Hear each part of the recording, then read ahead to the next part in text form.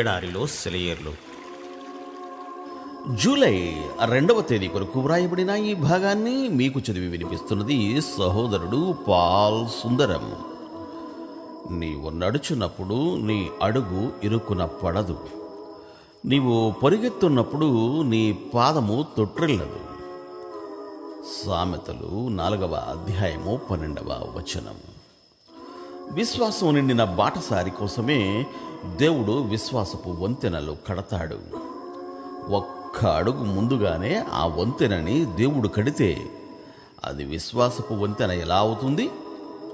కంటికి కనిపించేది విశ్వాస మూలమైనది కాదు. కొన్ని చోట్ల వాటంతట అవే తెరుచుకునే గేట్లు ఉంటాయి.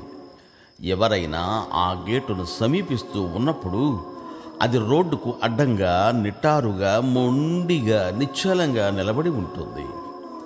దాన్ని సమీపించకుండా ముందుగానే ఆగిపోతే అది తెరుచుకోదు. కానీ ఆ గేటు అక్కడ లేదనుకుని నేరుగా కారు తోలుకుంటూ వెళ్ళిపోతే ఆ కారు చక్రాలు రోడ్డు అడుగున ఉన్న స్ప్రింగుల్ని నొక్కడం వల్ల గేటు తెరుచుకుంటుంది. కారు నడిపేవాడు సందేహించకుండా గేటు వైపుకు దూసుకుపోవాలి. లేకపోతే గేటు మాత్రం అలానే మూసుకుని ఉంటుంది. మన బాధ్యతల రోడ్డుపై ఉన్న అడ్డంకుల విషయంలో కూడా ఈ సూత్రమే వర్తిస్తుంది. అది తలుపే కావచ్చు, ఒక నది లేక పర్వతమే కావచ్చు. యేసుక్రీస్తు పిల్లలైన వాళ్ళు చేయవలసినదేమిటంటే దానిలోనికి దూసుకుపోవడమే. అది ఒక నది అయితే నీ కాలు నీటిలో వేసే క్షణంలో ఎండిపోతుంది. అది గేటు అయితే నువ్వు దానికి సరిగ్గా ఢీ కొట్టబోయే సమయంలో తెరుచుకుని దారి ఇస్తుంది. అది పర్వతమైతే సంకోచం లేకుండా సూటిగా దానికెదురుగా నడిచి వెళ్ళిపోతే అది అక్కడ నుండి లేచి సముద్రంలో పడుతుంది. నీ దారికి ఎదురుగా ఓ పెద్ద అడ్డంకి కనిపిస్తున్నదా? దేవుని పేరిట దాన్ని సూటిగా ఎదుర్కో. అది అక్కడ నుండి మాయమవుతుంది. మనం కూర్చుని ఏడవడం అనవసరం. లేచి నిత్యము సాగిపో అంటూ సర్వశక్తిమంతుడైన దేవుని స్వరం ఆదేశించింది. ధైర్యంగా ముందుకడుగు వేసి కదిలిపోదాం.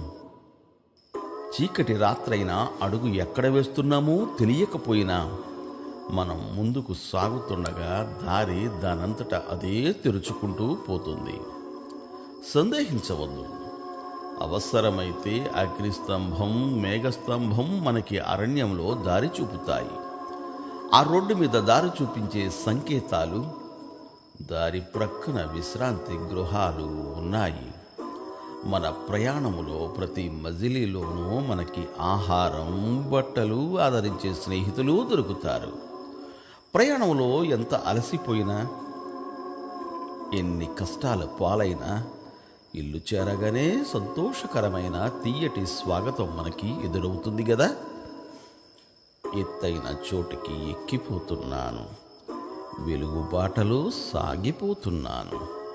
నిషీధిలో నిర్మలమైన నదులు ప్రవహించే పచ్చిక బయళ్లలో పరుగు తీస్తున్నాను.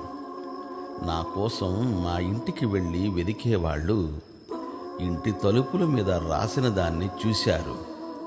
ఇతను ఎత్తైన చోటుకి ఎక్కిపోతున్నాడు అని. దేవుడు మేము దీవించుగాక. ఆమెన్. ఆమెన్.